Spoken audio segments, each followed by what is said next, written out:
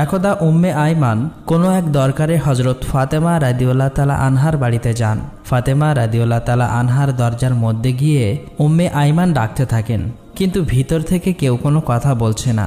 উম্মে আইমান আবার দরজায় নক করলেন, কিন্তু ভিতর থেকে কেউ দরজা খুলছে না। তারপর উম্মে আইমান দরজার ফাঁক দিয়ে ঘরের ভিতরে তাকালেন, দেখলেন হজরত ফাতেমা রাদিয়াল্লাহু তাআলা আনহা রুটির জাঁতা পিষতে পিষতে ঘুমিয়ে পড়েছেন এবং তার চৌকির মধ্যে একজন মহিলা বসে তাসবিহ পাঠ করছে এবং আরেকজন মহিলা হজরত হাসান এবং হুসাইন রাদিয়াল্লাহু তাআলা আনহুকে দোলনার মধ্যে দুধ খাওয়াচ্ছে। এই দৃশ্য দেখার পর উম্মে আইমান মা ফাতেমার বাড়ি থেকে চলে নবীজির দরবারে এসে প্রবেশ করেন।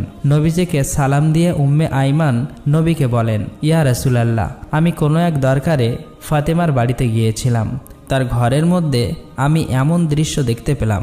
তারপর নবীজি উম্মে আইমানকে বলেন, আমার মেয়ে ফাতেমা রুটির জাতা পিষতে পিষতে ক্লান্ত শরীর নিয়ে ঘুমিয়ে পড়েন, কিন্তু তখনও তার তসবিহ পাঠ করা বাকি ছিল। তাই আমার আল্লাহ রাব্বুল আলামিন হজরত ফাতেমা রাদিয়াল্লাহু তাআলা আনহার ঘরে দুইজন ফেরেশতা পাঠিয়ে দেন। একজন ফেরেশতা মা ফাতেমার অসমাপ্ত তসবিহ পাঠ করছে এবং আরেকজন যে ফেরেশতা হজরত হাসান এবং হোসাইন রাদিয়াল্লাহু তাআলা আনহুকে দোলনার মধ্যে ঘুম পাড়াচ্ছে। তুমি যে দুজন মহিলাকে দেখেছ তারা কোনো মহিলা নন, তারা আল্লাহ রাব্বুল আলামিনের পাঠানো ফেরেশতা।